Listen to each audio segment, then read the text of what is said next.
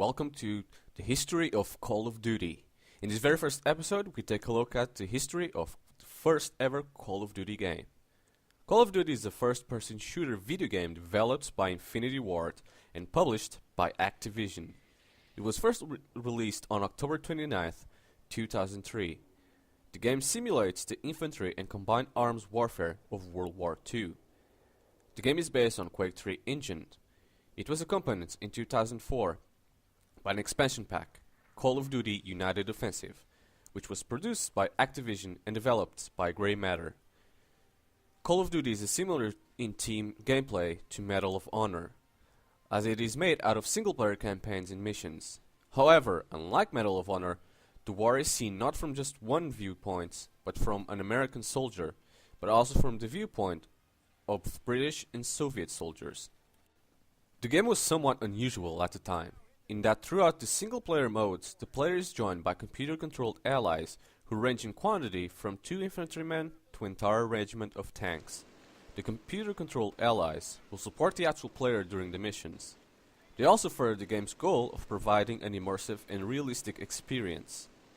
That is, soldiers in World War II were usually part of a larger group, as opposed to the lone wolf seen in video games such as Medal of Honor.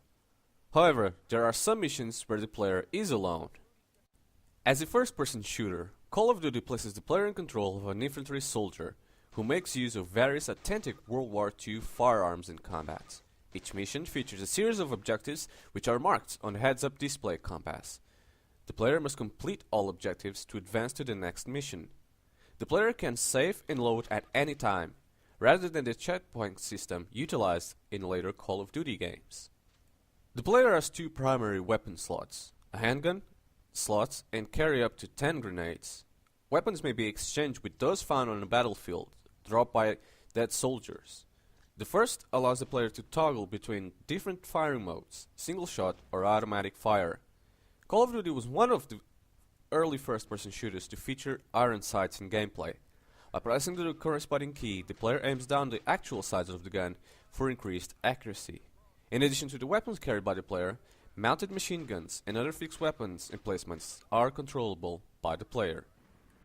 The game uses a standard health point system, with a limited amount of health reflected by a health bar.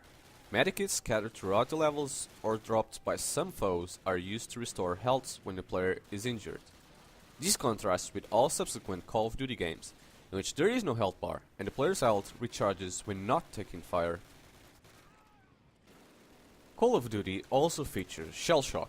When there is an explosion near the player, he momentarily experiences simulated tinnitus, appropriate sound of muffling effects, blurred vision, and also results in the player slowing down, unable to sprint.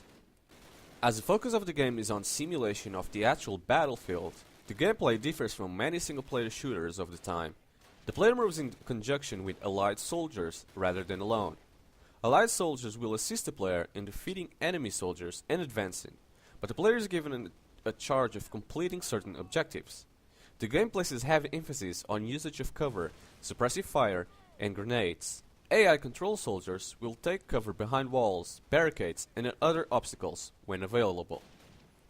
The American campaign begins with Private Joe Martin, member of the 506th Parachute Infantry Regiment, training at Camp Toccoa in Georgia, United States on 9 August 1942. This is meant to familiarize the player with the game controls. The first mission occurs toward midnight on June 5th, 1944. As part of the airborne operations which began the invasion of Normandy, Martin is inserted outside the town of Saint-Mère-Église as a pathfinder to lay a drop zone beacon for other paratroopers. The paratrooper drops ends up being scattered, leaving Martin in a mixed unit form from various companies. This group, called Saint-Mère-Église, and disabled several flak panzers just at the beginning of June 6, D-Day. A paratrooper is seen hanging from the town church. The third mission occurs later that morning, with the US troops holding Saint-Mère-Église from German counterattack. The fourth mission has Martin along with Private Elder and Sergeant Moody driving from Saint-Mère-Église to Saint-Mère-du-Mont along Highway N13. While fending off German assaults, the fifth mission is Breakout Manor assault, which is still on June 6th, in which the US troops destroyed German artillery at the manor, which has been hindering progress at the Utah beach.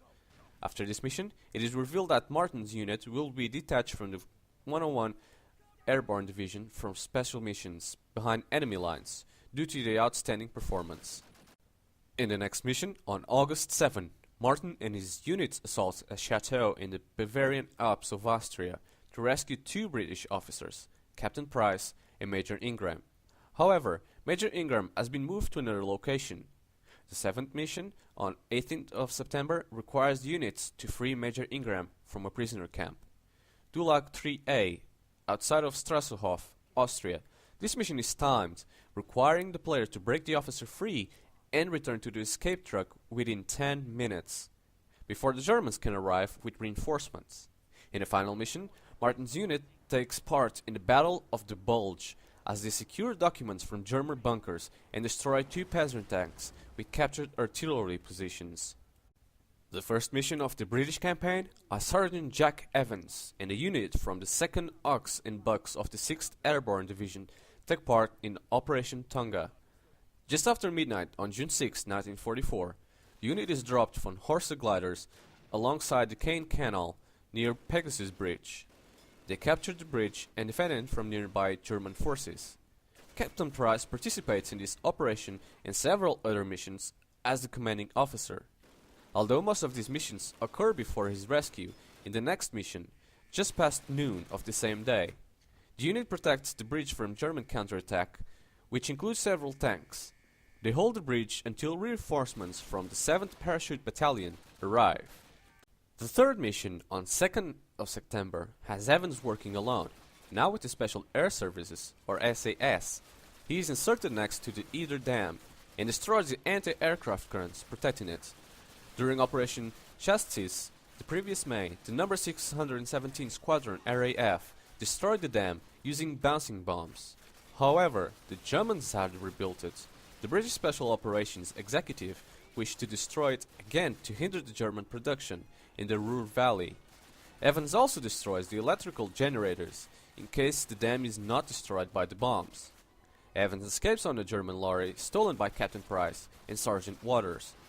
During the fourth mission, the three men drive to an airfield while evading motorized patrols. Lorry can be used to destroy the enemy vehicles. The next mission occurs at the airfield, with Evans shooting down several Stuka dive bombers. The men escape in a stolen FW-200 Condor. The sixth mission, on 27 October, occurs on the German battleship near Tromsø, Norway. Evans and Captain Price board the ship in disguise, using forged papers. Evans plants explosives and retrieves the ship's patrol logs and documents indicating the fleet movements of the Kriegsmarine, with Captain Price being killed or captured in this mission. The final mission has Sergeant Evans' unit near Bernsfriedfurt, Germany, on 2nd of February 1945. The unit destroys some mobile V-2 rockets and anti-aircraft guns. The first Soviet mission occurs during the Battle of Stalingrad on 18 September 1942. Corporal Alexei Ivanovich Vorovin is one of the many barges transporting Soviet soldiers across the Volga River, many of which are destroyed on the way by German artillery. One across Vorovin is unharmed and must avoid machine gun fire and find an experienced sniper to help him. Soviet artillery eventually clears out the German machine guns, allowing Voronin and the others to enter the Red Square. The second mission begins in the Red Square, with many retreating Soviet soldiers being killed by fellow Soviets. Voronin helps capture the square, which is defended by two tanks and some machine guns. After killing the German officers who have been calling reinforcements, Soviet artillery destroys the tanks. The unit makes their way through the rubble-filled streets to a railway station in the next mission. Vorovin travels through the train station and part of the city to reach Major Zubov of the 13th Guards Rifle Division. Following this, Voronin is promoted to Junior Sergeant. The fourth mission, on 9th November, has Voronin moving through the sewers to avoid snipers, making his way to an apartment building recently captured by Germans. The fifth mission has the units under the command of Sergeant Pavlov. Capture and defend the apartment building. First, Voronin acts as counter-sniper, while another soldier draws the fire of the snipers in the building. The unit then clears the building of Germans and defends it from the German counterattack. The sixth mission occurs much later on, 17 January 1945, with Voronin promoted to full sergeant and now part of the 150th Rifle Division of the 3rd Shock Army. The unit secures a German tank repair facility in Warsaw, in the midst of the Vistula Order offensive. The next mission takes place just after securing the facility, with the unit making their way to the outskirts of the factories to regroup with the 4th Guards tank army. Due to the shortages in experienced soldiers, the 8th mission on 26 January requires Voronin to command a T-34-85 tank for the 2nd Guards tank army. Along with other tanks, he makes his way toward the town near the Oder River. The 9th mission is also fought in the tank, with Voronin destroying some anti-aircraft weapons and securing the town. In the final mission, on 30th of April 1945, Sergeant Voronin is returned to the 150th Rifle Division. His unit battles in Berlin to reach the Reichsbuilding, and they raise the victory banner atop of that building. Thank you for watching. This has been the Old Gaming Blog. On my next episode, I will do the history of Call of Duty 2.